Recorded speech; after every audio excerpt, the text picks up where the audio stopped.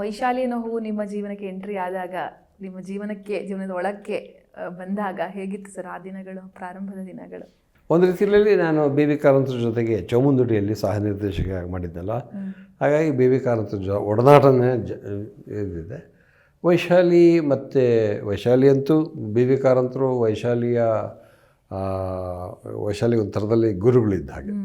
ಅವಳು ಚಿಕ್ಕ ಹುಡುಗಿಯಾಗಿದ್ದಾಗಿಂದಲೂ ಇವರೆಲ್ಲ ಕಂಪ್ನಿಯಲ್ಲಿದ್ದರಲ್ಲ, ಗುಬ್ಬಿ ಕಂಪ್ನಿಯಲ್ಲಿ, ಹಾಗಾಗಿ ನೋಡ್ಕೊಂಡಿದ್ರು. ಬೆಂಗಳೂರಿಗೆ ವಾಪಸ್ ಬಂದ ಮೇಲೆ ಕೂಡ ಅವಳ ವೃತ್ತಿ ಜೀವನಕ್ಕೆ ತುಂಬ ಹೆಲ್ಪ್ ಮಾಡಿದರು. ಮುಖ್ಯವಾಗಿ ನಾಟಕದಲ್ಲಿ ಎಲ್ಲ ಕಾರಂತರ ನಾಟಕಗಳಲ್ಲೂ ವೈಶಾಲಿ ಮುಖ್ಯ ಪಾತ್ರ ಇರ್ತಿತ್ತು. ಹಾಗಾಗಿ ಅವಳು ಬಹಳ ಒಳ್ಳೆಯ ನಟಿ ಅನ್ನೋ ಒಂದು ಇದು ಎಲ್ಲರಿಗೂ ಗಮನ ಬಂತು. ಸಿನಿಮಾದಲ್ಲಿ ಅವಳಿಗೆ ಆ ಥರ ಹೆಸರು ಬರ್ತಿರಲಿಲ್ಲ, ಬಟ್ ನಾಟಕದಲ್ಲಿ ಭಾಳ ದೊಡ್ಡ ಹೆಸರು ಇತ್ತು.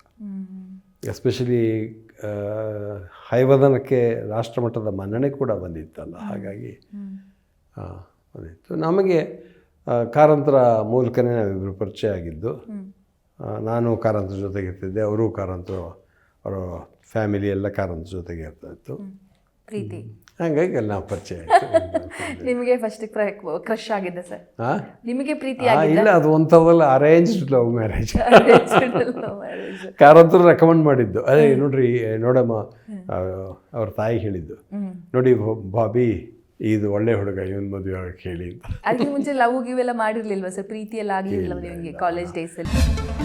ಜಿ ಕನ್ನಡ ನ್ಯೂಸ್ ಪ್ರೀಮಿಯರ್ ಲೀಗ್ಗೆ ನೋಂದಾಯಿಸಲು ಈಗಲೇ ಸಂಪರ್ಕಿಸಿ 9711881960.